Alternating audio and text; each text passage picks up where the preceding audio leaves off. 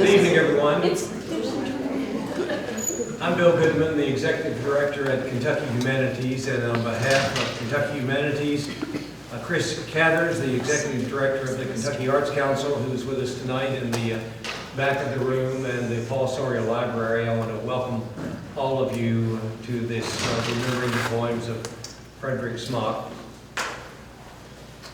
Several months ago, either through email and phone call, or maybe both, I was contacted by Ben Smock, who said that he had an idea that maybe we could put together a group of Frederick's friends and family and pay tribute to Fred Smock's wonderful work. So those friends are here tonight, the family's here tonight, and you're here to honor Fred's work. To begin tonight, before we hear from Ben, I would like for you to listen for just a moment to Diane Mahoney of the Paul Sawyer Library, who does such a great job of bringing wonderful programming to the people of Frankfort and Central Kentucky.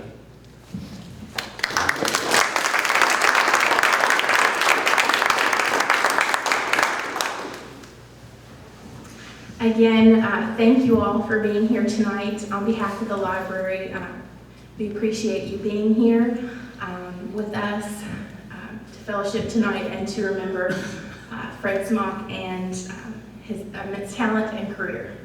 So to start out, before we begin our readings, just want to give you a little bit of background on Frederick. Frederick Smock was born in Owensboro and moved to Fern Creek at the age of 6.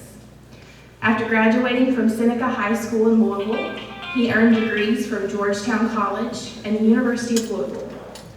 While at U of L, Smock studied under Sina Jeter Naslin, a prominent Kentucky writer and the co-namesake of Spalding University's MFA program. In 1978, Smock began working at Carmichael's bookstore. Now a Louisville staple, Carmichael's was just a fledgling operation at the time, with Smock becoming an integral part of their growth and success. Frederick later joined the faculty at Bellarmine University as head of the creative writing program. He specialized in modernism as well as 20th century American poetry, in addition to creative writing. Throughout his career, he published 11 collections of poetry, 2 books of prose, 2 books of essays, and 1 memoir. Smock's work won him numerous awards and fellowships, including a stint as Kentucky Poet Laureate from 2017 to 2018. Smock passed away in 2022, but his work and legacy lives on across the Commonwealth and beyond. Tonight we are honored to have one of Fred's sons here with us to read and to start out our reading for this evening. So please help me to welcome Ben Smock to the podium.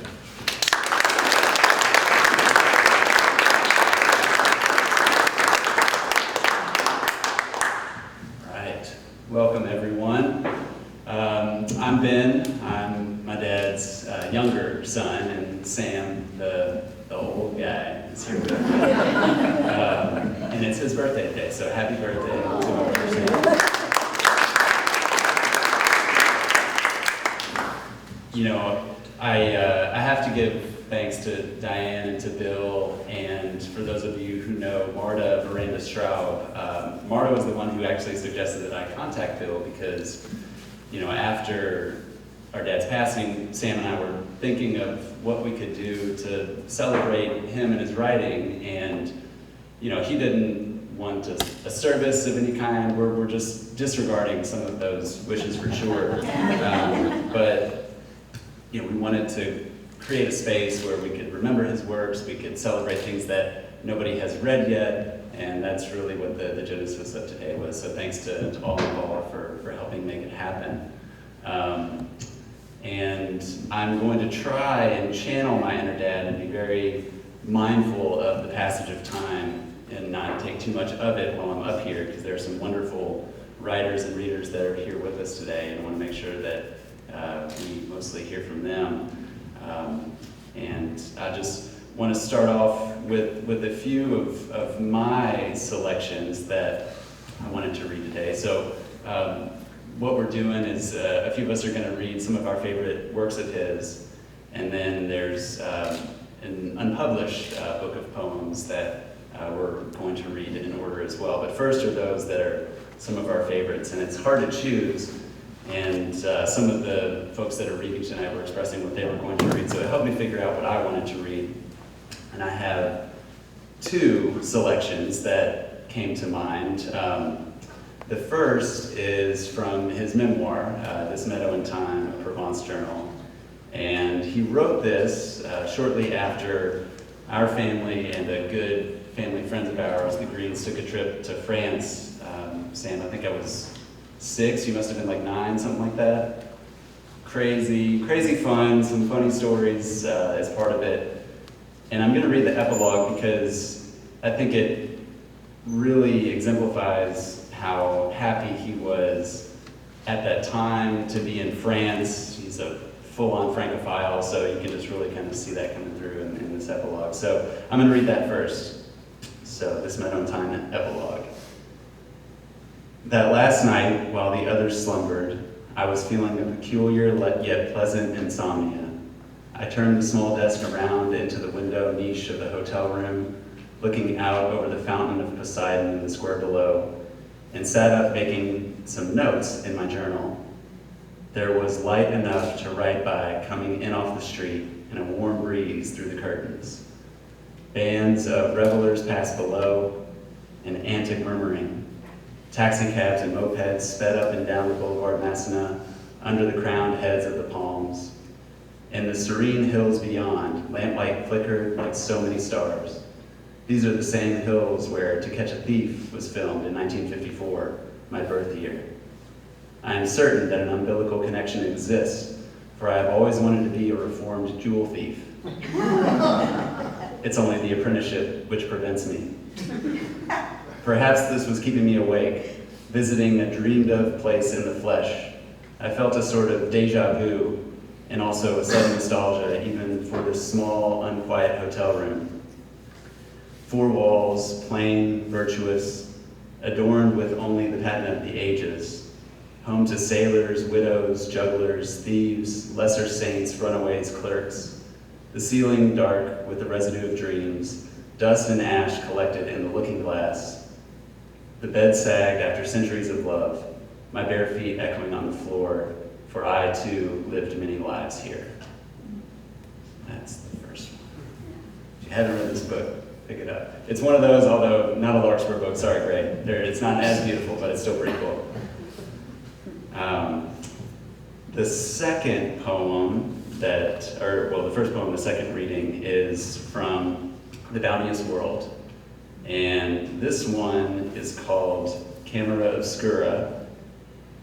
And I picked this one because it represents a really meaningful experience between my dad and I. It was science fair when I was in grade school. And if you can imagine science fair projects with somebody who's not scientific and also had a poet as a father, they were kind of a stretch, not exactly, there'd be like kids with their engineer dads doing different things. They were really good and ours were not.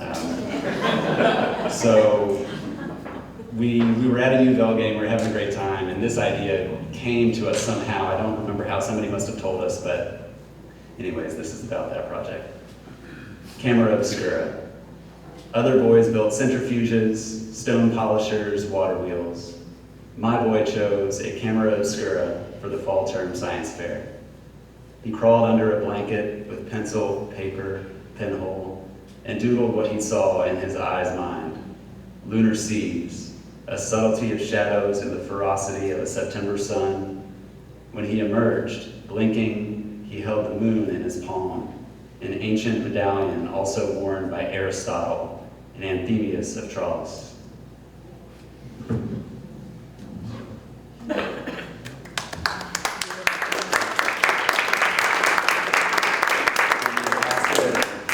you want me to pass it to the next? Or I'll you do? introduce Okay, great, thank you.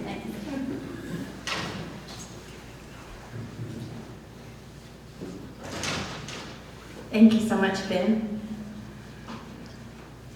Next up to read their favorite poems will be Gray Zeitz.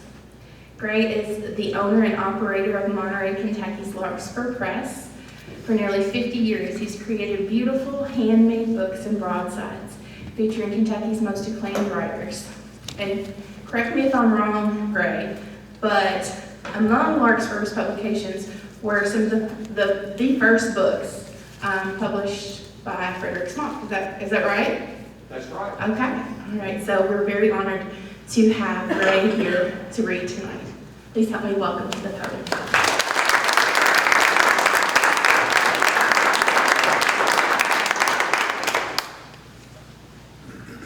Well, it's good to be here to honor my friend Fred. When I was asked to do this, I said, well, let me read some of the poems from the earlier books. And in probably 1987, my friend David Orr came over one day and said, I've got a little project for you. The 3 little poems by this guy, Frederick Smock. And I think he was probably working at Carmichael's then, or maybe he was a grad student. I don't know. But I said, sure, let's do it. And it turned out that the 3 little poems were the Muhammad Ali poems. And we put that out in 1988.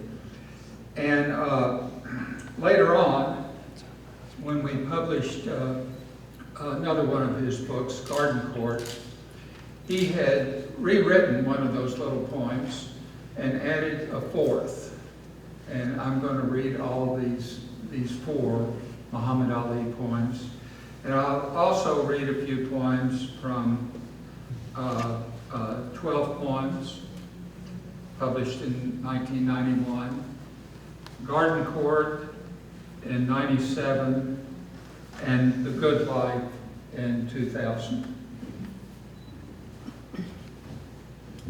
The Muhammad Ali poems. Any baby look like Joe Louis, bound to grow up, be a fighter.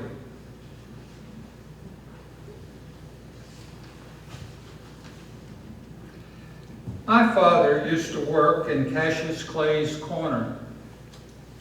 And he said to him one night, my son would like to meet you. And Cassius laughed a big horse laugh and put his big brown hand on my shoulder, weighted me down with it, he did. And I slumped under his beauty and his anger. And I carried the weight of his big hand away with me that night on my shoulder, like a chip looking to get knocked off.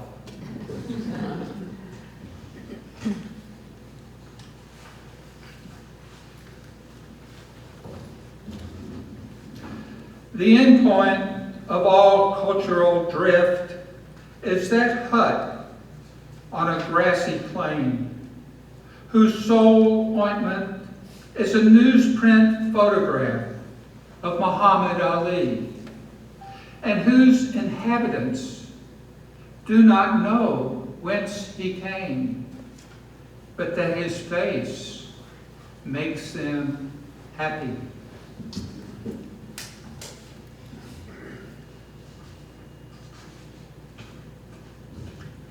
And the 4th, on the gold medal that lies at the bottom of the Ohio River, 1960. Cassius Clay had just returned from his Olympic boxing conquests in Rome, where he had also shadowboxed on the Via Viento for the passerbys. A painter goes to Italy for the light, a boxer for the exquisite shadow. Still wearing his gold medal on his neck, he walked into a white diner in Louisville for a bite to eat, and he was refused. He brandished his gold medal and told the counterman who he was. It made no difference. Thrown out, his heart a big cinder block, it made him crazy mad.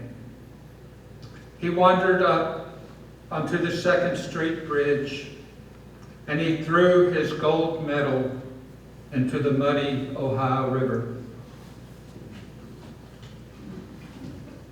1988. I took my son up onto the bridge, and there I told him this story.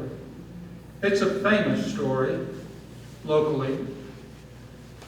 I had wanted my telling of it to be about racism, not violence, although the two are blood brothers. Anyway, I told him the story. He was quiet for a moment after, staring into the swirling brown water. Then he asked if I thought Cassius Clay ever wanted his gold medal back again. I don't know, I said. I don't know. Maybe now that gold medal lies submerged in my son's consciousness, gleaming small and distant. Maybe it has sunk out of memory. Maybe it will resurface as a goldfish in another story altogether, one that my son tells me.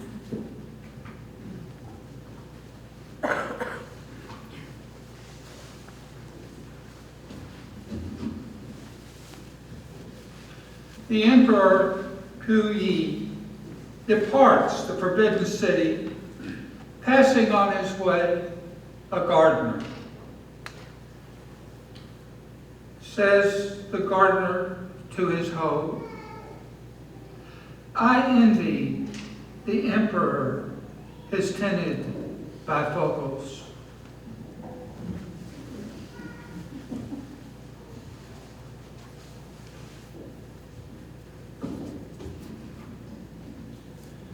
The old cottage. We have a small problem with ants. Squirrels nest in the attic, scramble up and down the flue. The shutters are rotten. The stepping stones turning to dust. The roof leaks buckets. Summers, we come back to this old cottage and air ourselves out. Like my friend Terry Bison says about Jim Beam whiskey, it's just good enough and not any better.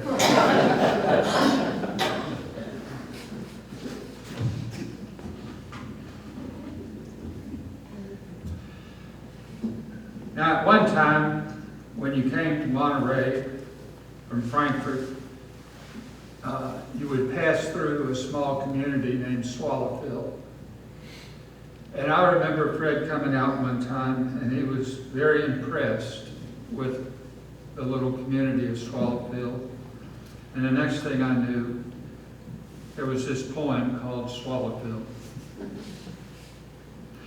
Driving through Swallowville, the temptation to stop the car, park it in a clump of daisies, and step through the screen door of that small white frame house down next to the creek bottom, and take up that other life which you have so often imagined, and which is yours alone, really, for who else can claim it? And someday, as the drivers go flashing past on the road through Swallowville, and one of them slows down, pulls off, and takes a long look around, when you glance up from the field Will you recognize him as your brother?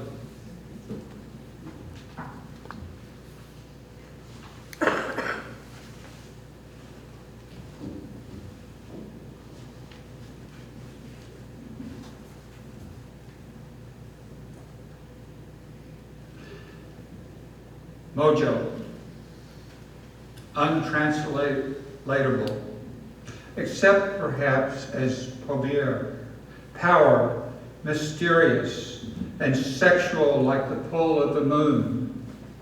The cool, glittering eyes of Miles Davis, Muddy Waters, Coco Taylor. Mojo, from Mojo Hand, meaning that little flannel bag of magic you can buy from a hoodoo doctor in the French Quarter, but only if you know the password. Not many do. The word that gets you back behind the curtain, into the dark gallery, to the wizened old doctor of indeterminable sex, yellow eyes, the word that releases his stare, the word that means mojo.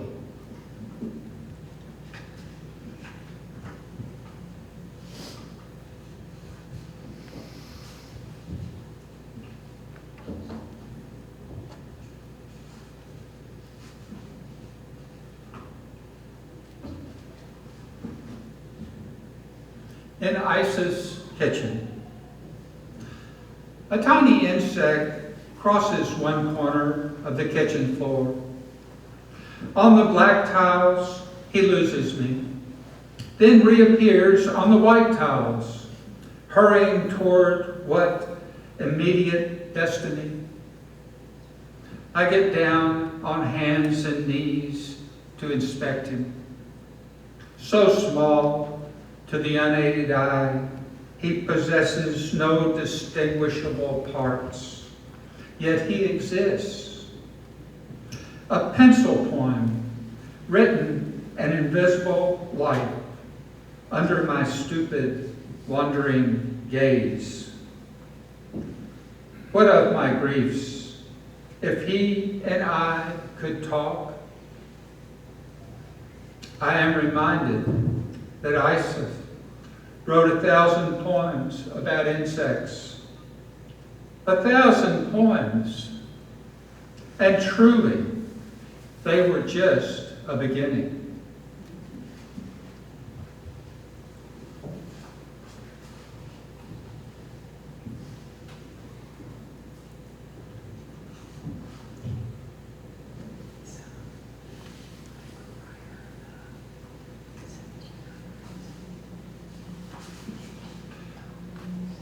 By the Salt River. The beauty of glens, forests, lakes, green fields laying at rest, of taking the plow of horse and farmer, roads following the lay of the land, the tallest building, a church, but even that is not any taller than the trees. Their every eye turned to the heavens. Such beauty makes me giddy, but I am trying to be serious here. Believe me when I say to you, there is only one world and one life, and they belong to none but you.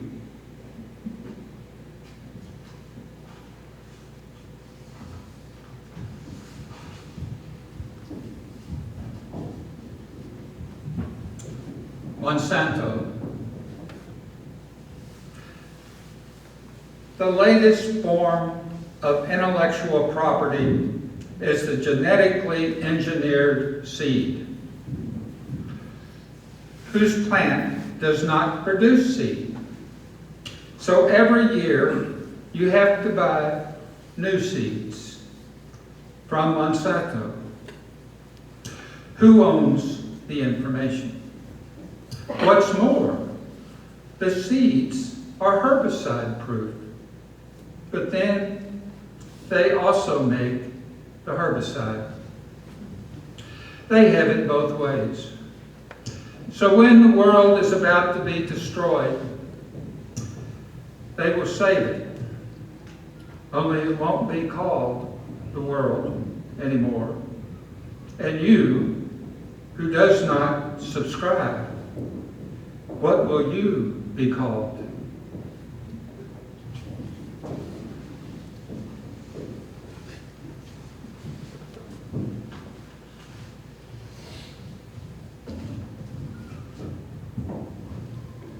Autumn rain.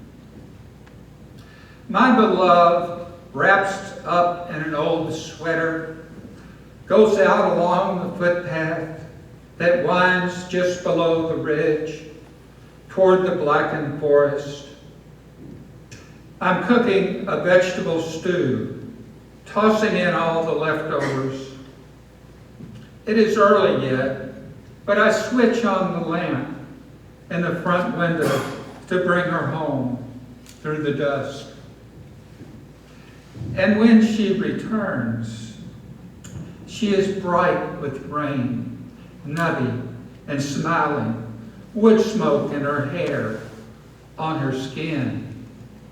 My stew should taste so good.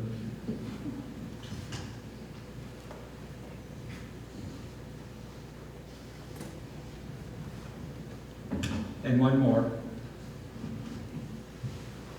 Garden, late. In memoriam, Leslie Hawk.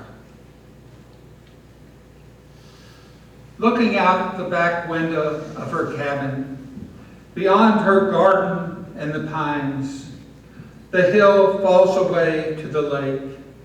The lake gives way to the woods. The woods falls away into the distance.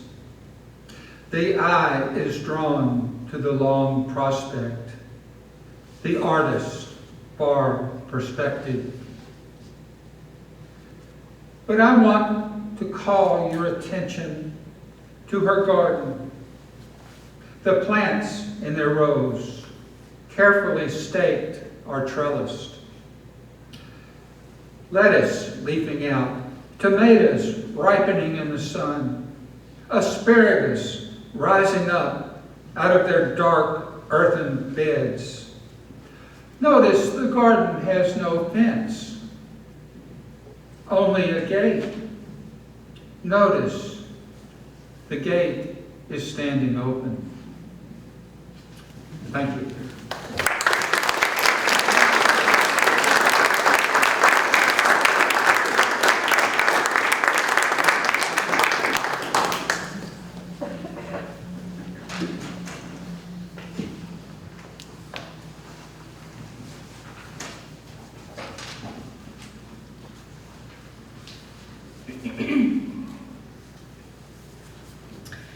Greg Pape is the author of Four Swans, Animal Time, American Flamingo, Sunflower Facing the Sun, Storm Pattern, Black Branches, Border Crossings, and other books.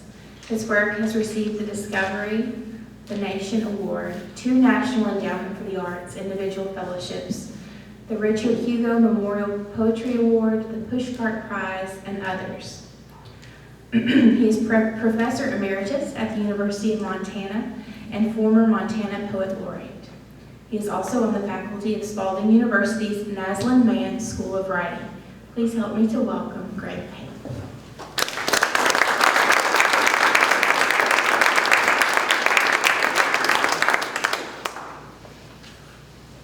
Thank you. Nice to see everybody. I'm going to start. I'm just going to read 3 poems from The Deer at Gethsemane. It's a book that came out in 2011, published by Accents Press. And this, you mentioned the gate in that garden. This begins with a gate. There was a gate, old and green, that swung in the wind. No fence stretched away on either side anymore, if ever one had.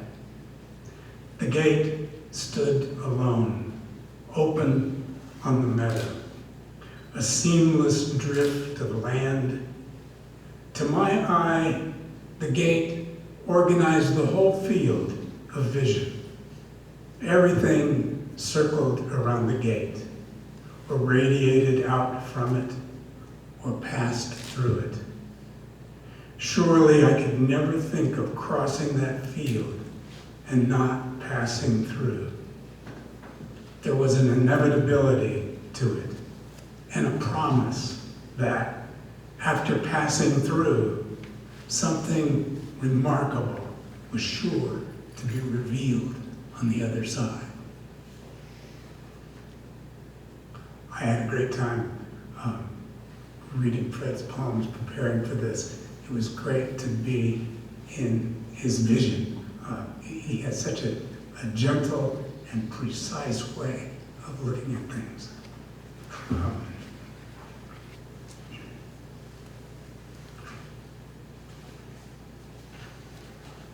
This is the title poem from this little book called The Deer in Gethsemane. Do we ever encounter them that they do not startle us with their stillness, their quietude? Each of us standing at the edge, the very edge of our worlds, and there is no crossing over, save by shaman or monk. Deer in tall grass at twilight come to softly nose the boundary of our lives, but to divulge no secrets. When they look at us, we feel looked at. They reveal something essential in ourselves that we had not known and that they cannot name.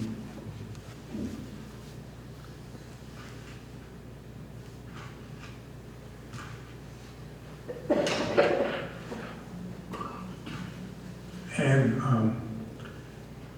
this poem has an epigraph from Marianne Moore. The rhythm is the person. The word saunter comes from santer, to muse, to be in reverie. And surely I do lose track of my feet when I go abroad at dusk, loping along in the cool of the day, among the leaf balm, the ricky birds, the kites and narrows of Cherokee Park. Kant's purposiveness without purpose. Walking is a way of entering the body and also a way of leaving the body. All walks are one in mind.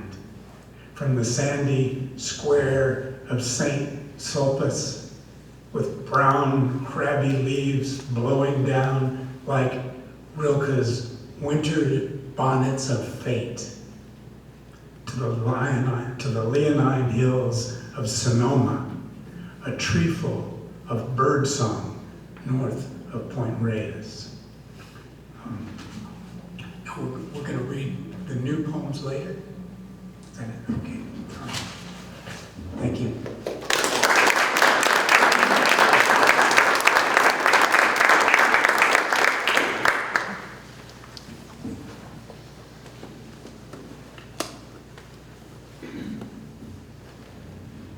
Jeff Worley, Kentucky Poet Laureate for 2019-2020, as the author of 7 books of poetry and an anthology. His book, The Only Time There Is, won the Midlist Press First Book Competition, and his third, Happy Hour at the Two Keys Tavern, was named 2006 Kentucky Book of the Year in Poetry and nominated for the Pulitzer Prize. Most recently, Broadstone Books published The Poet Laureate of Aurora Avenue, Selected Poems, Jeff was the winner of the Judy Gaines Young Award from Transylvania University in 2022, and he divides his time between Lexington and a cabin at Cave Run Lake. Please help us to welcome Jeff Worley.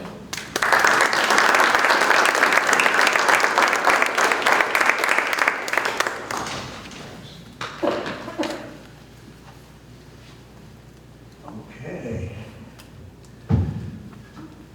What a motley crew. I mean, what a handsome group is what I meant to say.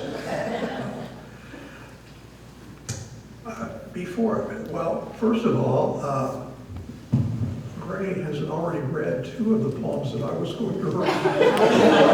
And this is what happens when poets don't coordinate with each other. And I'm not going to read those, the Muhammad Ali poems.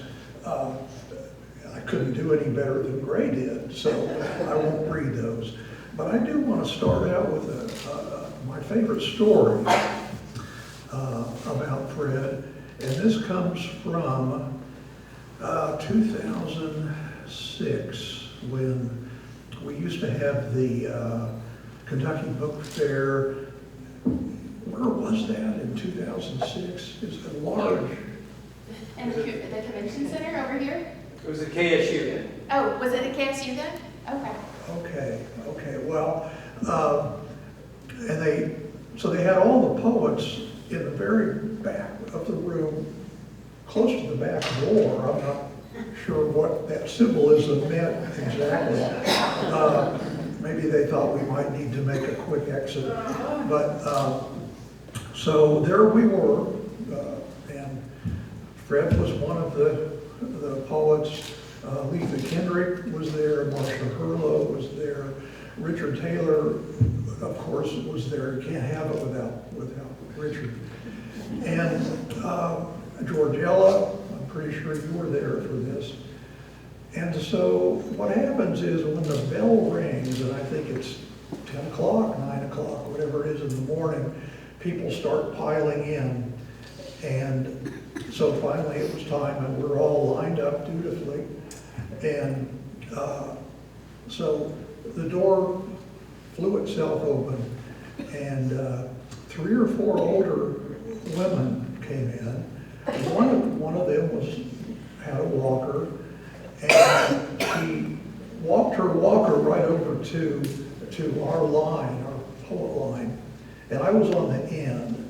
She picked up my, at that time, chapbook, and she stood there, and she read it like a speed read, one page after the next. And after each poem, she'd look at me. And then she'd read another, look at me. And she was there for 10 minutes. And so at the end of that time, and of course there's busyness everywhere else, at the end of that time, she said, "So, what is this?" And I said, "Well, a book of poems. It's for sale." And she said, "Poetry. I heard somewhere that that's a dead art." Fred, who was about 3 or 4 seats away, I didn't even know he could hear this. Fred said, "Now you tell us." That's how that event started out.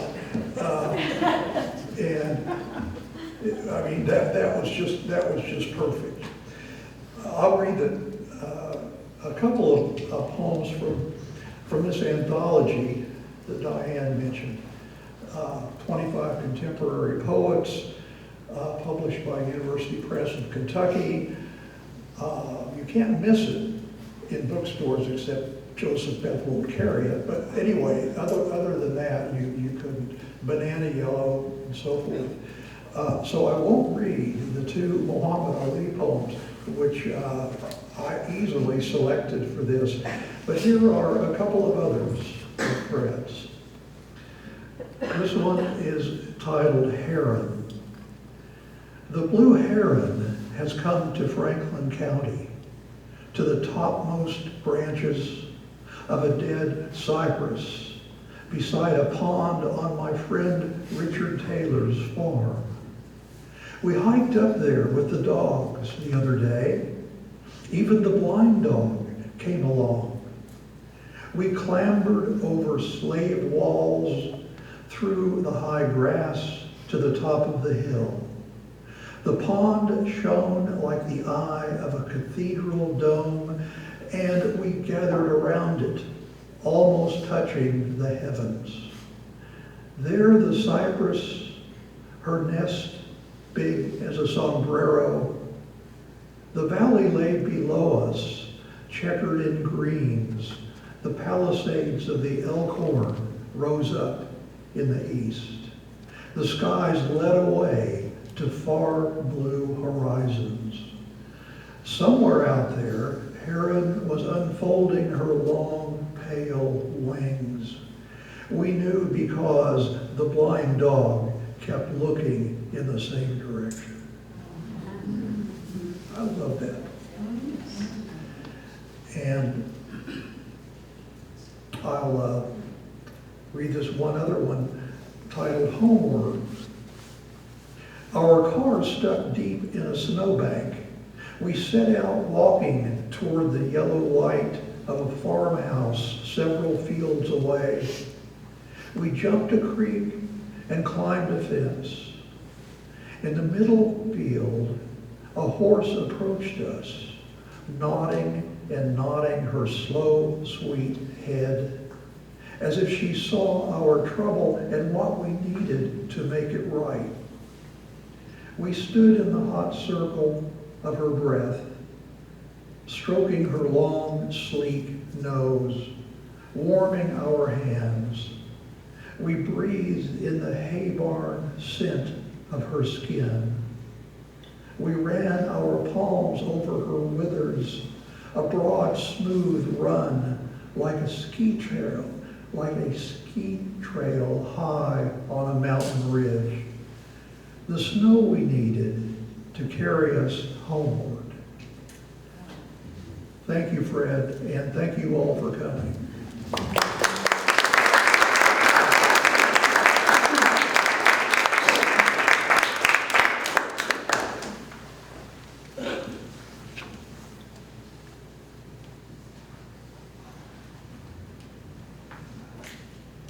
With Appalachian roots and a global reach, Georgella Lyon writes in multiple genres for readers of all ages.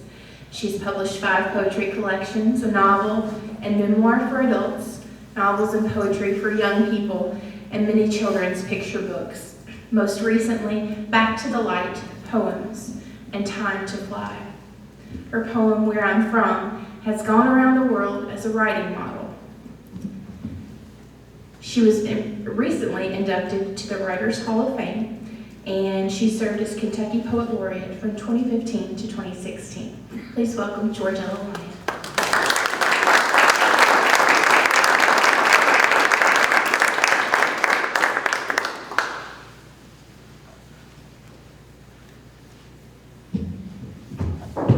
Thank you, Diane.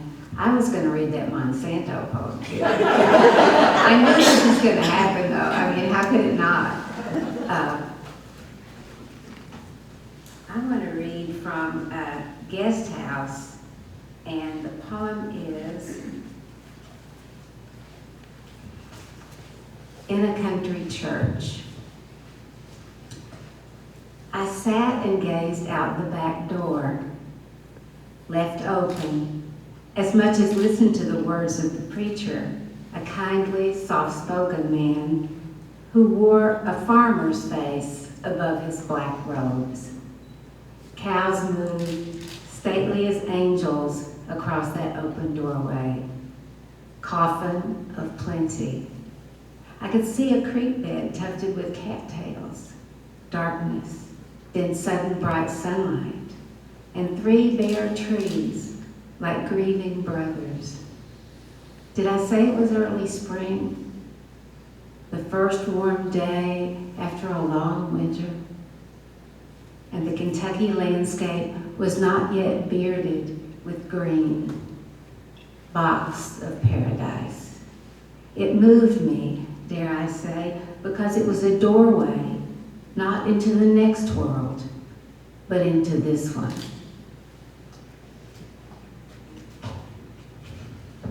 And from The Good Life,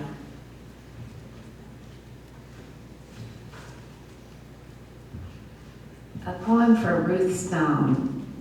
And Ruth Stone was my teacher in the poetry seminar at Indiana University, and then my friend. And I just love it that Fred was friends with her too. Extraordinary poet. Look for her work. Ode to Machinery. A small plane floats overhead, banks toward the airfield, but delicately, like an alpine moth, like William's definition of a poem. A machine made of words, simple canvas, wood, engine, lifted into the sky by a throttle and a prayer. A machine a person can understand. A machine a person can fix. A machine a person can make, like your old typewriter, Ruth. The Oliver that ran on a wound cord in perpetuity, it seemed. Yes, I've been thinking of you, my old red-headed friend, here on my afternoon walk. You and your letter of this morning, with its revolutionary announcement you've thrown over the computer. Too bossy, too many rules, too fragmented. You typewrite, having gone back to the old manual, back to the old standard. And I pause here, beneath the autumn trees, to salute you, fair comrade, far away on your mountaintop, in your vegetable house.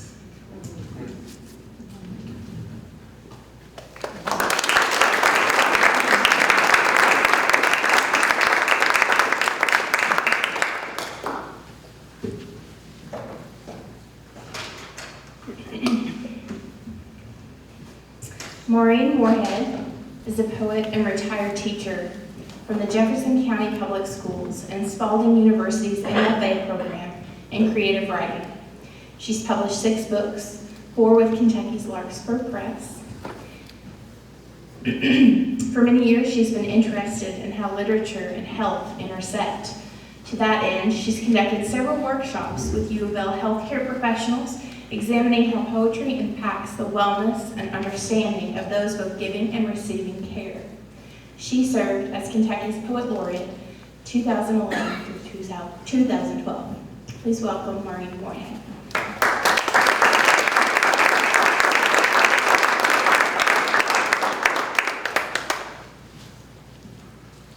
Thank you, and thank you, Ben and Sam, for putting this together. It's really good.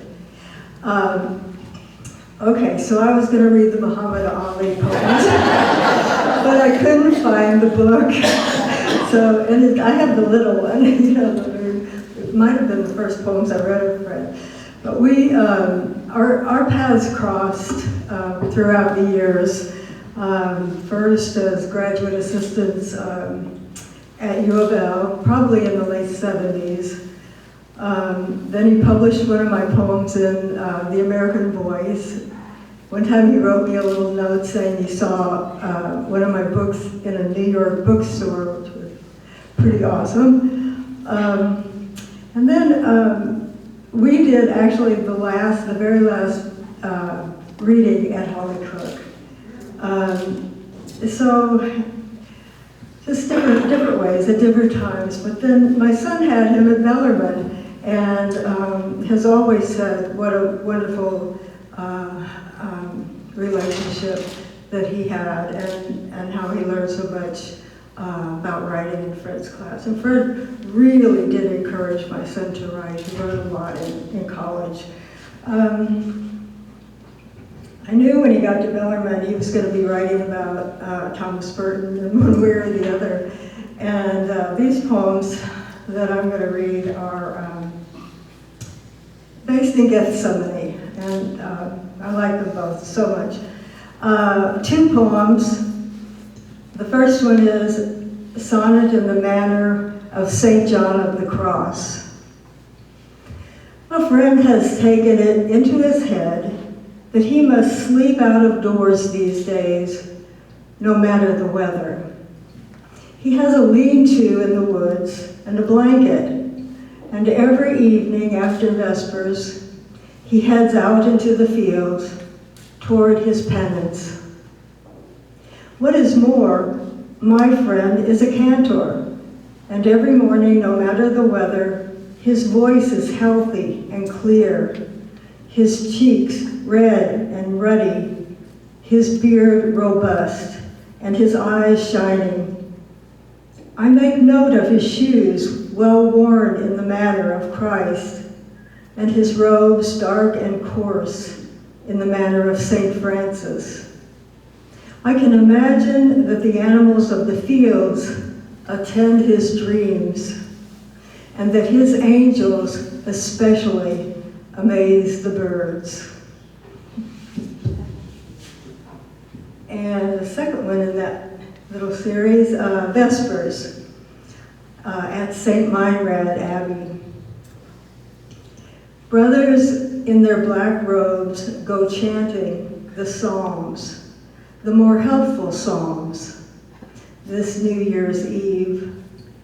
They chant in unison, monotonous, no harmonies, and murmurous. The year will end tonight, as on every night, and the world draw down to a close. The shrine of Monte Cassino awaits them on the hilltop with its sacred images of elephants bearing away the palace and birds delighting above the desert sands, and the sad virgin contemplating her brave, sturdy man-child. Candles have been burning all night long to everyone's avail.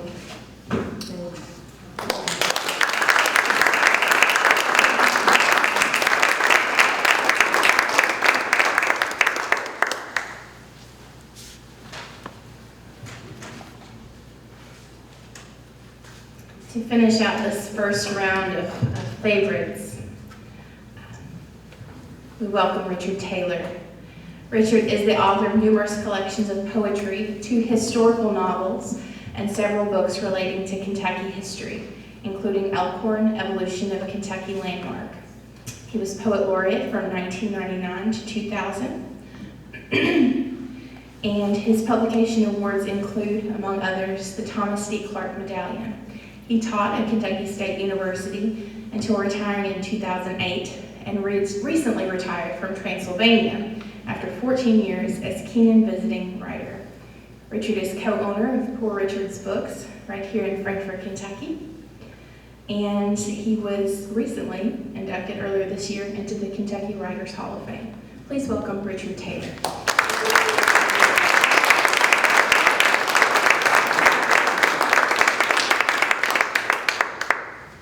Thank you, Diane. I'm going to ask you to imagine that my double is here tonight, Sina Naslin. Sina was not able to join us tonight, but she had one recollection and a couple of short poems she asked me to read. Back in the early 1970s, Fred was one of my first students who came to my office wanting guidance for a master's thesis consisting of his original poems. It was working with Fred that first made me realize how gifted and sincere these students were in their desire to create poems of value, expressive and true. Often short capsules of moments intensely or surprisingly experienced. Fred's poems opened doors for the reader in new and significant ways. Each came as a gift. They were poems of private moments of discoveries in nature, sometimes of shared moments experienced in a way that illumined an aspect of another person. Perhaps I should say his poems often offered a moment of revelation, but one without trumpets. What a beautiful line. These were quiet moments, intimate ones, like a glance, after which one is never again quite the same. Frederick Smock had a rare talent for making the poem a temporal creation, like music, and his poetry had, at the same time, a suggestion of space, of narrowing the distance between writer and reader. You, the reader, moved closer to him, stepped into his world for a moment at his invitation, and came away from his world a richer, more sensitive, more inclusive person yourself. I'm going to read 2 haiku of Fred's. The sun wakes us tiptoeing into our room, making no sound. We wake like flowers, turning before they know it, toward the light. Solitude of the poet writing, solitude of the reader reading. Between these 2 solitudes runs a deep river running fast with electric blue fishes. George Eller read the poem, my favorite poem of Fred's, in a country church. And it occurred to me as I listened to some of the other poems that one of his recurrent images is of doorways, of openings, of gates, and entering other worlds. And it occurred to me that, poetry is really transformative. And I think that's what many of his poems represent. Now, I had a whole list in fact, I'm going to retrieve it, a list of, as I listened to these adjectives that I would apply to his work. I forgot to bring it up, I'm going to get it. Thanks.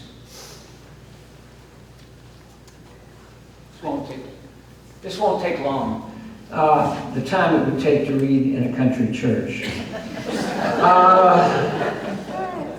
Caring, literate, sinewy, articulate, subtle, low-keyed, gentle, to use Greg's word, civilized, quietly resonant. And the one that occurred to me as George Eller read the poem that I was going to read, reverently secular. The poem I will read grew out of,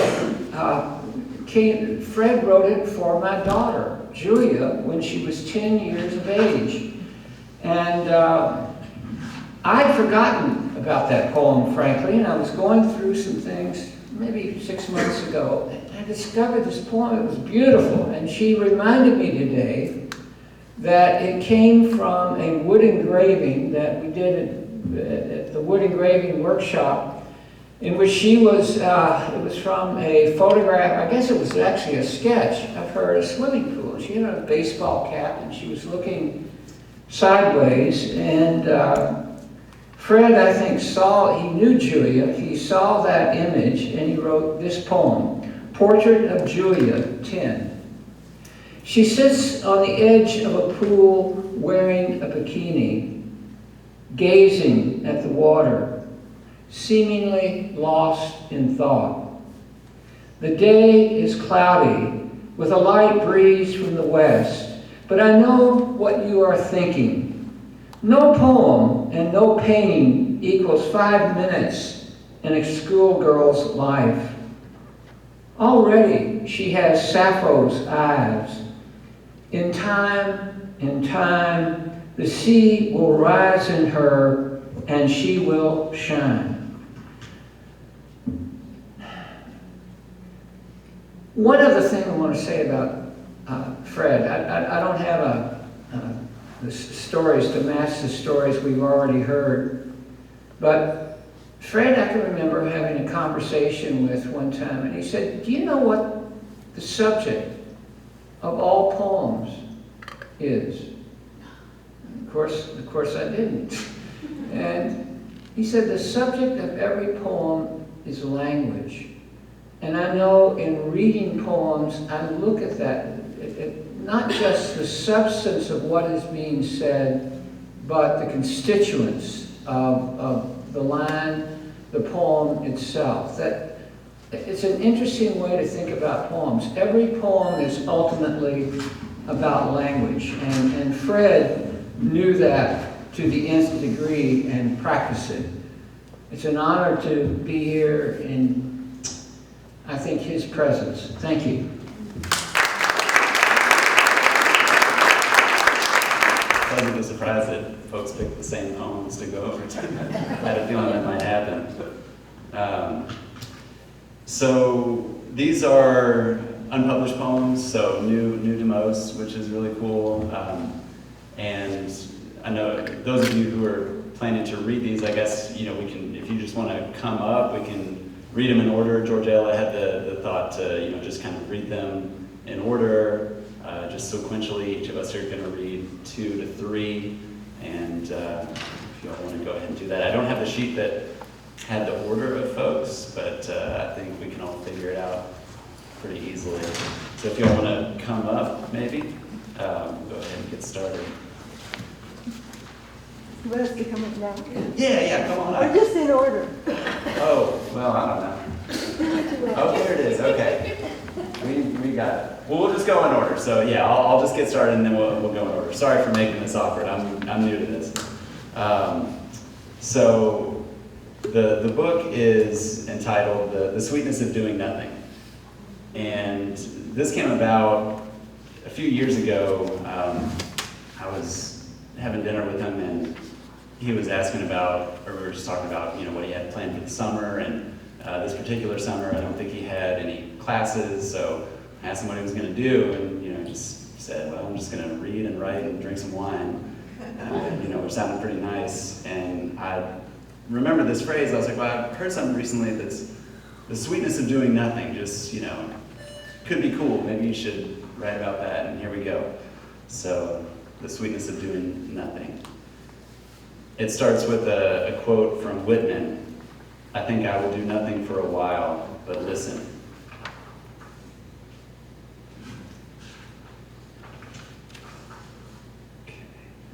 The sweetness of doing nothing.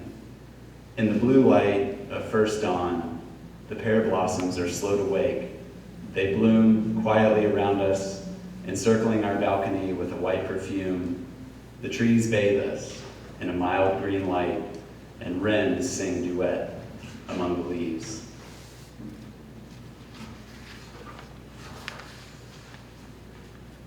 Bowl. The shape of a bowl, an emptiness carved out of fullness, like the bowl that holds your father's ashes. All right, Craig.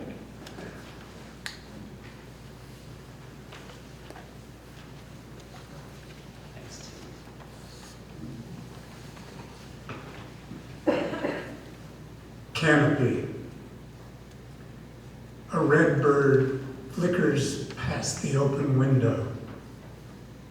A moment later, her clipped chirp reports from the canopy, where she makes her home. What does she say? And with what urgency? What does she say?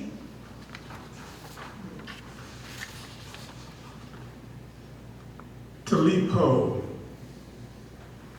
Here's Talipo drinking wine on the riverbank under willows, cheering the paper boats floating along toward the capital. And look, there's now a new constellation in the night sky to be called Lipo drinking wine, lifting a goblet of stars to his dark, dark lips.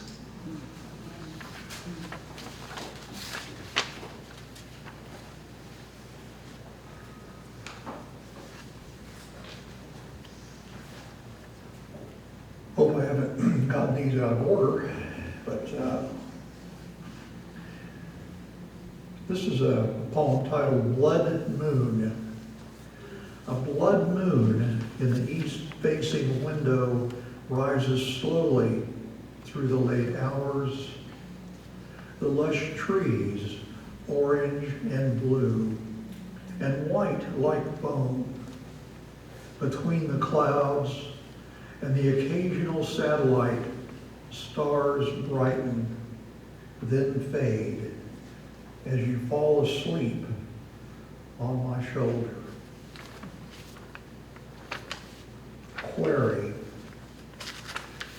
Tiny winged creature, this night on the bedroom wall, what is your life?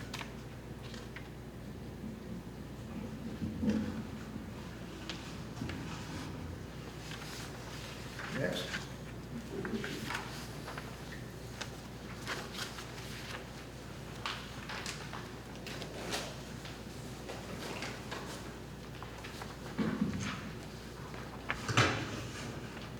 Jeff just read my poem.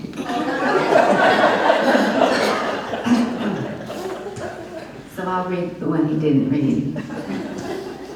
Les Bleuets, also known as cornflowers, but we prefer the French feminine form, the blues light to dark, the opulent whites, scattered about in the Joni Mitchell painting we saw in Paris, and in the countryside around Vetouille, a blue gate opening onto her terrace and the light within.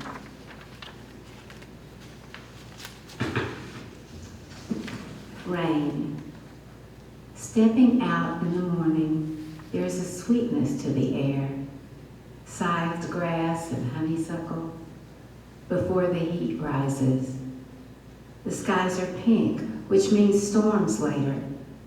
But even then, the rain will be a refuge, somewhere inside the day, a room all to oneself.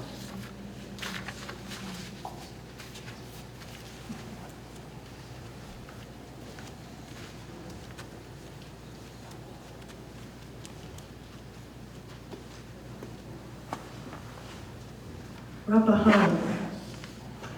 After dinner with friends, we all strolled out into the Virginia dusk and fell silent. The purple hills beyond the Rappahannock, that black river undulating toward the bay.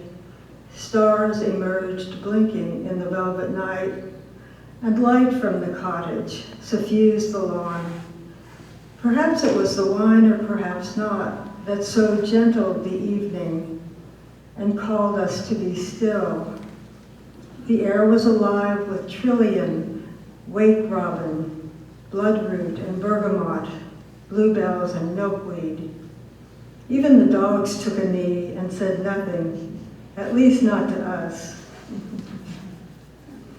Some days, the trees hold still as if posing for constable. A wagon paused in the valley below in the shallow fjord, cows dotting the hillside. Other days the wind blows with a vengeance. You see a milkmaid in the lower left corner, pink-cheeked, closing the gray shutters. I'm getting these right. All thumbs tonight. A lot of nights. The sweetness of doing nothing, el dolce far niente. In the blue light of first dawn, the pearl blossoms are slow to wake. They bloom quietly around us, encircling our balcony with a white perfume. The trees bathe us in a mild green light, and wrens sing duets among the leaves. Moonlight. Under the full moon, we sleep, not unaware of its bright, benevolent light. Helen Keller said she could feel moonlight on her skin, the pearly weight of it. She, being lunar, knew a thing or two beyond what the earth can say. Coda. The wind in the leaves stirs them to new thoughts, and the moon changes clothes every night at close of day. The waning light falls soft on the wax wing's song.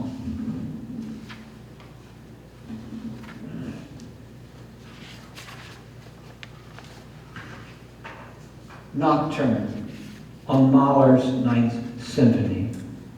This was commissioned by the Kentucky Symphony Orchestra. It is, as Walter Pater said, all art aspires to the condition of music, wherein form versus content cannot be distinguished. The music begins anywhere a note plucked from the wilderness, an aura overheard, the flight of a Luna moth. The moon appears in my window as a beautiful stranger whose mood I cannot guess, resplendent in her solitude.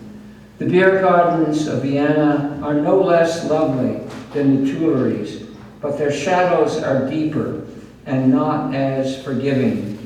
An inventory of losses reveals a cupboard nearly bare.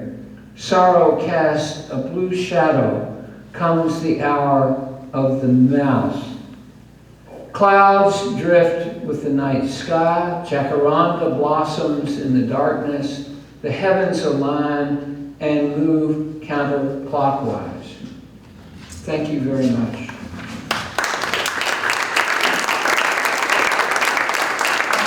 We're going to close out tonight with some words from Fred himself, talking about his perspective on poetry. This is from an interview that he did with the Louisville Free Public Library. So thank you all for being here, and we'll have this up shortly. Thank you. Thank you. But I tell them that, I'm a poet. I have lots of friends who are poets, and none of us hides the meaning of our poems. Where would we hide them? Poems do not come with attics and basements and closets and secret drawers. I don't know where we would put it. And furthermore, we all know, and if you've been there, you know this, that when you're asked to find the hidden meaning of a poem, you know that the teacher is sitting on one interpretation of that poem that they want you to guess. And that's not fun. That's not fun at all. And I don't know that it has any educational value. Furthermore, let's say that a student read the poem the night before and maybe didn't really understand it, but felt something. Maybe there was a line or an image that spoke to them, that drew them out of themselves a little bit. Not that they could explain what they felt, but they felt something. Because what poetry does, first and foremost, is educate the emotions. I think the brain is the last part of the body to appreciate a poem. A poem enters the body through the skin, the gut, the eyes, the ears. But let's say that they felt something. And then they go into class the next day, and the teacher asks them to find the hidden meaning. Well, that right away invalidates their aesthetic experience of the night before because it wasn't hidden. So you shut them down right off the bat. And I really try to avoid that. I also asked them if they were ever asked the question, what was the poet trying to say in this poem? Which I always viewed suspiciously, that the poet tried but failed to say. And so we are gonna fix Emily Dickinson? No, we're not. We're not gonna fix Emily Dickinson. There's no fixing Emily Dickinson. No, the poet said what the poet said, and that's what you have. So my approach is to try to empower them to feel that they are the equal makers of meaning in any poem that they read. Because we're all reading the same poem, but we're all different people. We have different backgrounds. And they're going to be sent in disparate directions when they read the same poem. And what I want to know from them is, what is your experience of this poem? Don't ask the poet, don't ask me, don't ask the critics what it means. What do you do with it? Because that's the meaning anyway. And if there's a certain meaning that the critics or I or someone else has, well, so what?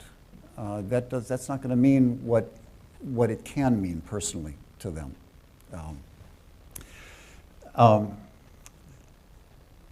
My touchstone in all of this, and I always go back to this, is that when we were children, we had a great love of poetry. We all did. Children delight in meaning and sound and puzzles and words. Children are themselves natural poets. And I think something in the educational system teaches the joy of poetry out of them over time. And I like to try to reinstate that joy. A couple of examples. When my older son, Sam, who's here tonight, was maybe 4 or 5 years old, he was in the yard stabbing things with a stick, like bushes, not the dog, bushes and whatnot. And I went out and I made the sort of stupid father comment, that looks like a cool sword. Simile, it looks like a sword. We all know it's a stick, and you're pretending that it's a sword. That's basically what I said.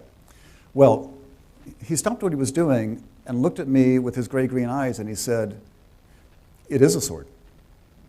Metaphor. In his hands, that was not a stick. That was, a sword. King Arthur's sword, right?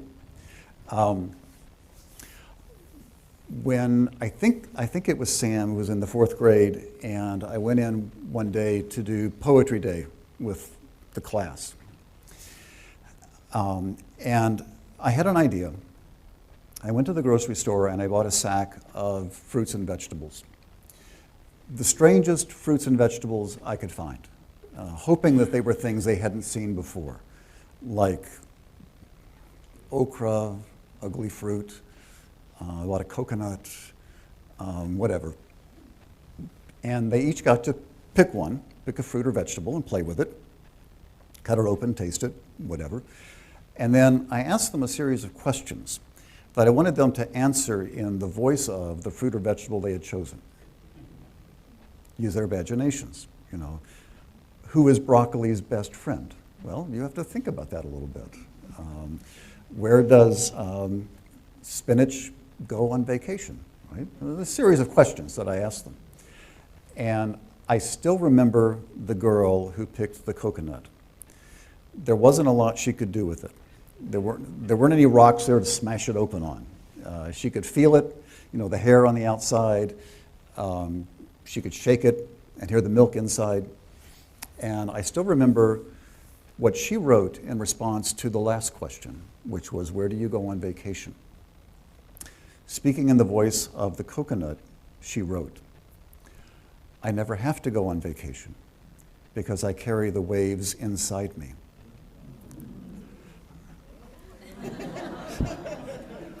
I know. 4th grade, 10 years old.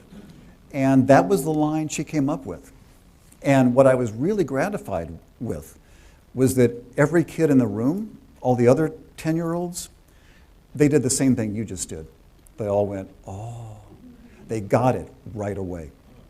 And so, that tells me that poetry is an intimate thing that should be accessible. We should get it right away. It's not like a literary Rubik's Cube where you have to figure it out. That's no fun. I like getting a feeling from a poem and then reading it again, not to figure it out, but to get that feeling again.